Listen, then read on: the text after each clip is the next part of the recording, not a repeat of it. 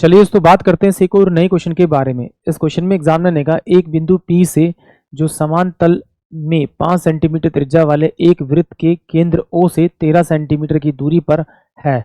वृत्त पर स्पर्शरेखा PQ और PR एक जोड़ी खींची गई है।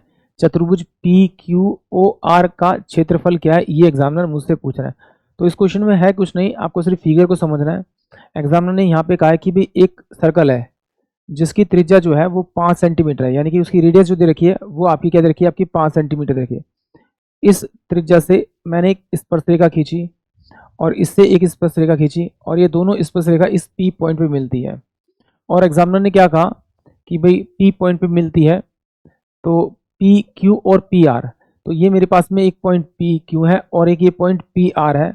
और एग्जामिनर कह रहा है कि यहाँ से यहाँ तक की दूरी जो दे रखी है उसने 13 सेंटीमीटर दे रखी है। तो एग्जामिनर पूछ रहा है इस PQ और OR का क्षेत्रफल क्या होगा।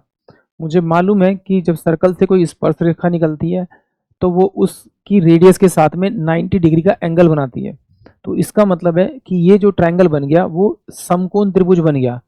अगर समकोण त्रिभुज बन गया और आपको ट्रिपलेट के बारे में पता है तो ये मेरे पास 5 है, सबसे बड़ी 13 है, तो इसका मतलब ये मेरे पास में 12 होना चाहिए और ये भी मेरे पास 12 होगी। और मुझे मालूम है कि समकोण त्रिभुज का जो क्षेत्रफल होता है वो 1/2 गुना में परपेंडिकुलर इंटू में बेस, यानी हाइट अपॉन में आधार, यानी ऊंचाई गुना में आधार होता है। यानी कि अगर आप इन दोनों भुजाओं को मल्टीप्लाई कर देंगे, यानी 12 और 5 को मल्टीप्लाई कर देंगे बड़े वाली भुजा को छोड़कर, तो ये कितना आएगा आपका 60 आएगा। तो 60 जब आएगा तो वो इस पूरे का क्षेत्रफल के बराबर होगा, क्योंकि 1/2 बेस इंटू हाइट करेंगे तो इसका आधा करेंगे तो 30 आएगा, जितना ये आएगा उतना ही आएगा।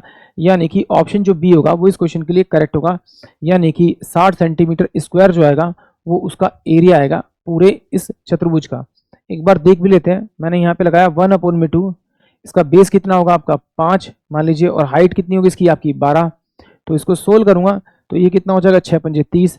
अगर 30 मेरे पास में ये है तो 30 भी तो मेरे पास में ये होना चाहिए, दोनों को जोड़ूंगा तो मेरे पास 60 ही आना चाहिए। एक बार ये भी देख लेते हैं, ये मुझे पता लगा कि ये 90 डिग्री का है, इसकी साइड मुझे पता है, ये वाली साइड मुझे पता है।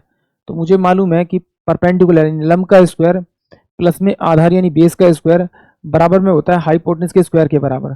तो ये वाली साइड मुझे दे रखी थी 5, तो 5 का स्क्वायर करूंगा 25।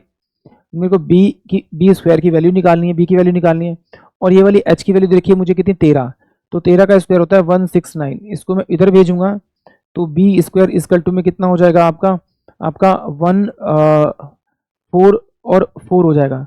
तो यहाँ सोल्व करूंगा तो बी की जो वैल्यू आएगी वो मेरे पास में 12 आएगी, यानी कि ये वाली साइड 12 ये वाली 5, तो इन दोनों को मल्टीप्लाई करेंगे तो पूरे का एरिया आ जाएगा, यानी कि ऑप्शन बी। आई होप आप सभी को क्वेश्चन समझ में आया होगा।